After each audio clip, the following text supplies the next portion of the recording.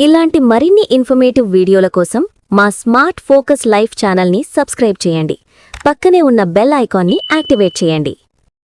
డాలర్తో పోలిస్తే భారత రూపాయి విలువ ఆల్ టైమ్ కనిష్ట స్థాయికి పడిపోవడం ఇప్పుడు దేశవ్యాప్తంగా ట్రెండింగ్ అవుతున్న హాట్ న్యూస్. రూపాయి పతనం, కారణాలు, ప్రభావం. నమస్కారం. భారత ఆర్థిక వ్యవస్థలో ఇప్పుడు ఒకటే అలజడి. డాలర్తో పోలిస్తే రూపాయి విలువ మునుపెన్నడూ లేనంతగా దిగజారిపోయింది. అవును, చరిత్రలో మొదటిసారిగా రూపాయి 92 మార్కును తాకింది. అసలు రూపాయి ఎందుకింతలా పడిపోతుంది? దీనివల్ల సామాన్యుడిపై తడే భారమెంత?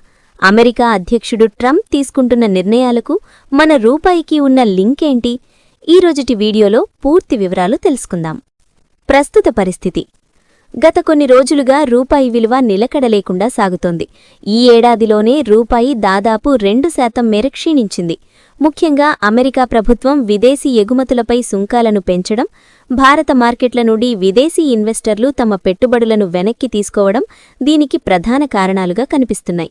అయితే ఇదే సమయంలో మన విదేశీ మారక నిల్వలు $700 బిలియన్ పైగా పెరగడం కొంత ఊరటనిచ్చే అంశం. సామాన్యుడిపై ప్రభావం. అసలు రూపాయి పడిపోతే మనకేంటి అని అనుకుంటున్నారా? ఇక్కడే అసలు చిక్కుంది. ధరల పెరుగుదల.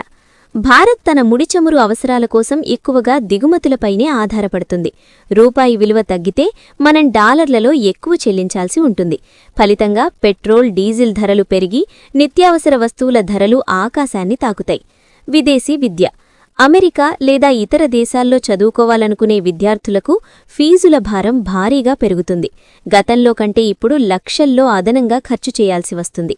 ఎలక్ట్రానిక్స్. ఫోన్లు, ల్యాప్టాప్లు వంటి ఎలక్ట్రానిక్ వస్తువుల ధరలు కూడా పెరిగే అవకాశం ఉంది. డీ-డాలరైజేషన్ మరియు భారత వ్యూహం.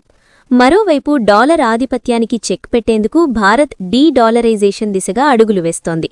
రష్యా, యూరోపియన్ యూనియన్ వంటి దేశాలతో నేరుగా రూపాయిలోనే వ్యాపారం చేసేలా ఒప్పందాలు కుదుర్చుకుంటోంది.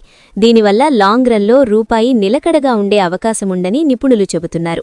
ఇటీవల భారత్, EU మధ్య జరిగిన ఒప్పందం రూపాయికి కొత్త బలాన్నిచ్చింది. రూపాయి పతనం తాత్కాలికమేనా లేక మరిన్ని కష్టాలు తప్పవా అనేది వేచి చూడాలి. దీనిపై మీ అభిప్రాయమేంటి?